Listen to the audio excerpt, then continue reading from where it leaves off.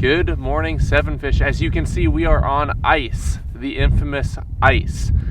We are not back home, as you can tell, because they do not have safe ice. But I am on just about safe ice here.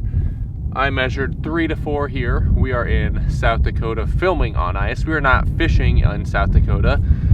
We stopped here on the way back home to get some videos, but I want to do a quick review on a new product today.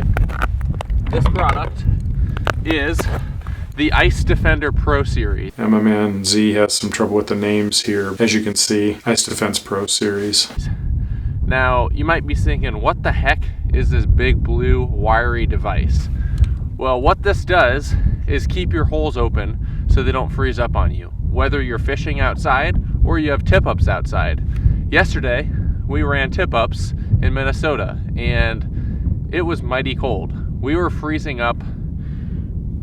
The ice, all the holes were freezing up on us. So I ran this in one of them, and we caught fish in that hole using this, and I'll show you how it works. So all you need, this connects to any device.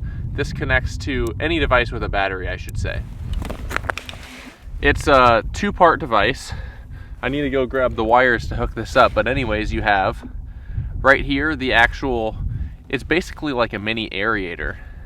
You have the device that goes in the water, and then you have your main unit here. I would say this would be kind of the computer, the motherboard behind it, with a little rheostat knob on the side to adjust how much this is blowing, because this is going to blow and basically keep that hole open.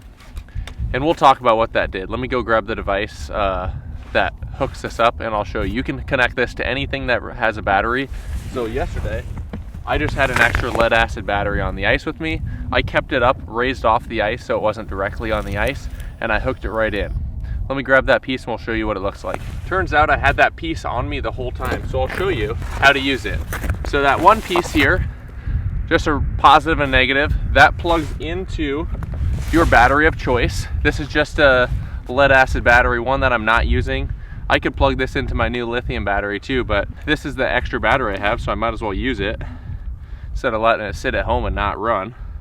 So you just plug that in, of course, and then you have your output. That is going to run into this guy.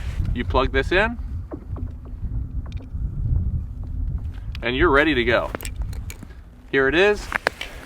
I am going to leave my battery on the top of my bucket so it's off the ice and show you what it does to a hole. I just drilled a quick hole here just to show how this works. So I'm going to slide back here, probably move the camera a bit. What I did, I kept the battery away from the ice a little bit because there's a maximum water line. So I'm going to put this in the hole, and I'm going to bring the camera up closer so you can see what it does. So on the device itself, there's bubbles on the top and there's bubbles on the bottom. Now what you want to do, it says maximum water line. You don't want to exceed that, because we'll show you what happens when I turn this on. When you turn the dial, you can kind of hear it. It's basically a little aerator or an ice eater machine like you'd have to keep your dock open. And I'll put it on high so you can really see what happens. I'm going to drop it in the hole here. You probably won't see a whole lot from where you are on that screen, so I'm going to run another camera so you can see what's over here. As you can see, it's really bubbling. I could scoot my bucket back a little bit to pull this out of the water a little bit.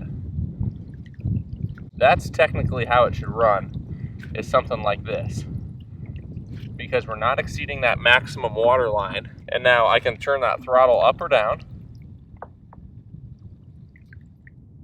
off, on just a little bit, or you can run at full speed.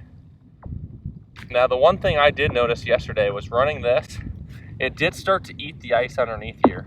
So we ran it for probably 4 or 5 hours, but if you ran it a whole lot, it started eating the ice back to about here, and that ice was only about a couple inches. So you do want to watch out for that, but everything else on this unit, I would say you would never need to run it this much on the high speed. You could run it on low, maybe just like this, just a little trickle. All you need is a little trickle to keep that open. And as you can see, we're running it to a battery. You could plug that into your Vex and run it outside of your Vex and be fishing. So as you can see, the ice eater or what they call the iDefense Pro Series. Try it again. The iDefense Pro Series. It retails at $99, and if you run a lot of tip-ups or if you're fishing in very, very cold conditions, I could see it being your best friend. Back in Nebraska, we probably wouldn't use it a whole lot. But even just the first day of ice in Minnesota that we were on, we did use it and we did catch fish. It kept the ice hole wide open. Our other tip-up was really icing up, and it was tough because you would have a fish on and you'd have to break the ice first just to get it. Anyways, that's today's video on the iDefense Pro Series. No, that's not it. The iDefense Pro Series. It's a great tool that can help you. Whoa! We slid really far. It's a great tool that can keep you fishing longer out on the water and hopefully catch some more fish. So I would definitely recommend this product if you fish somewhere where it's cold, if you run tip-ups, or if you just want to keep your hole open and not freeze up. It's the iDefense Pro. The iDefense Pro Series. It's the Ice Defender Pro Series. So close. The iDefense Pro Series. Thank you so much for watching, guys. As always, if you haven't subscribed, 7Fish, we really appreciate you watching. We really appreciate you commenting, liking our videos. We try to get out on the water as much as we can, put content videos up on Friday, put some tips up on Tuesday. Thank you so much for watching, and we'll catch you in the next video.